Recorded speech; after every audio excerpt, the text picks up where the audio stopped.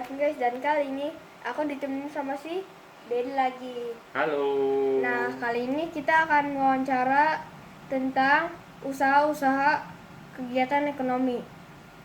Nah, di sini Davin sudah siapkan 5 pertanyaan buat Dedi jawab. Nah, pertanyaan pertamanya, apa itu kegiatan ekonomi? Nah, kegiatan ekonomi adalah segala aktivitas, entah itu kita berjualan, kita berjual, kita membeli, baik itu barang atau jasa.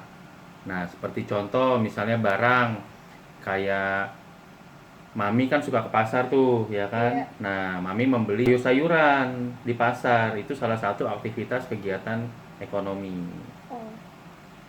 Kalau begitu, apa kegiatan ekonomi yang pernah Dedi lakukan? Yang pernah Dedi lakukan kegiatan ekonomi itu banyak. Pertama kan Dedi kan seorang fotografer. Ya. Jadi Dedi menyiapkan jasa. Itu salah satu bagian ekonomi. Lalu juga Dedi kan bisnis. Ada bisnisnya macam-macam. Ada jual beli handphone dulu, ya kan? Itu juga salah satu kegiatan ekonomi. Apa tanggung jawab sebagai pelaku usaha ekonomi? Tanggung jawab sebagai pelaku usaha ekonomi adalah seperti contohnya nih, kalau Davin beli barang, Ya. ya kan, barang itu ternyata rusak. Nah, itulah salah satu usaha atau tanggung jawab sebagai pelaku ekonomi. Kita harus mempertanggungjawabkan segala jenis barang yang kita perjualbelikan.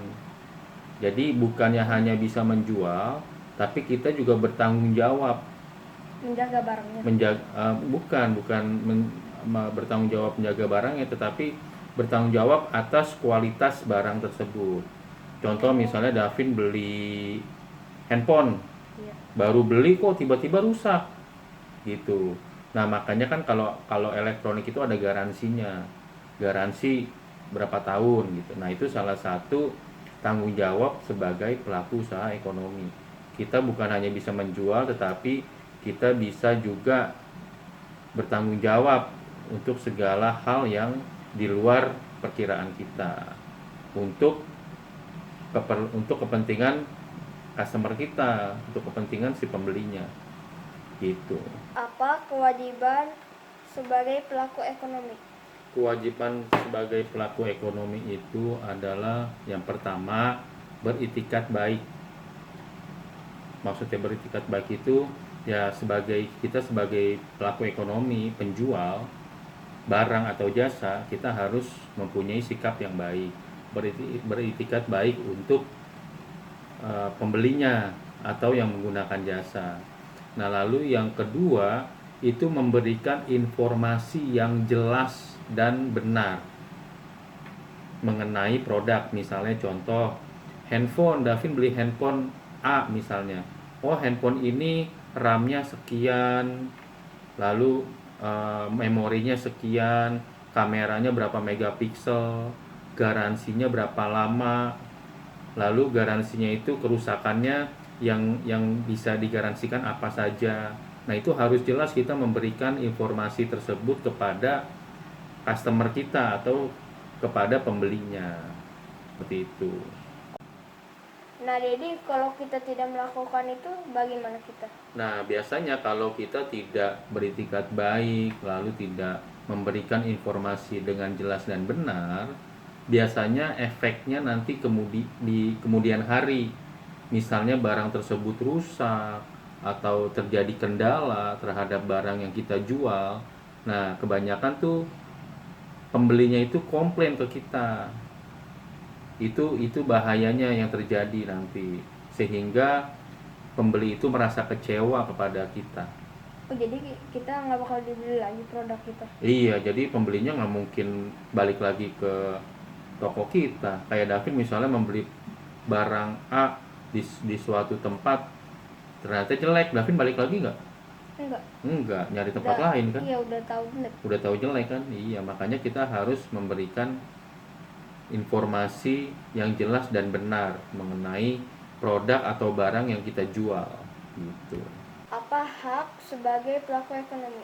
Nah, hak sebagai pelaku ekonomi menurut Undang-Undang Pasal 6 tahun 99 itu adalah yang pertama hak untuk menerima pembayaran yang sesuai dengan kesepakatan nih. Misalnya Davin jual handphone gitu kan, Iya. sepakat nih Davin mau jual berapa, misalnya 100.000 misalnya kan. Nah kalau dia sepakat sebagai pembeli, ya udah kita sepakat deal, berarti harganya deal 100.000 gitu.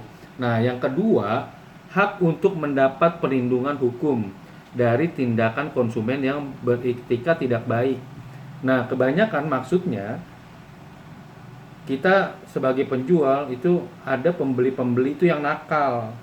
Contoh misalnya pembeli yang nakal, dia berbohong, wah barang ini katanya jelek, ini segala macam, padahal barang itu sama dia udah jatuh. Misalnya beli handphone nih baru kan, kita cek pada saat itu, kita berikan informasi yang benar, jelas, kita cek sama-sama sudah bagus. Nah lalu kan pembeli itu pulang. Nah tiba-tiba kita kan nggak tahu sebagai penjual kan, tiba-tiba handphone itu rusak, entah kena air atau jatuh.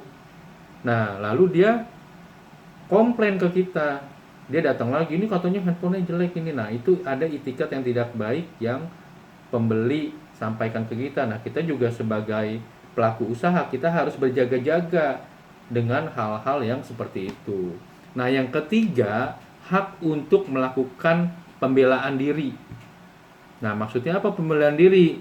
Sepatutnya di dalam penyelesaian secara hukum kayak tadi, ya kita berhak membela diri loh. Pada saat ibu atau bapak beli produk kita kan dicek sama-sama dan berfungsi dengan baik. Kalau memang itu ada kerusakan ya kita cek terlebih dahulu dengan benar, baru memang kalau memang itu kesalahan dari pabrik, kita harus bertanggung jawab.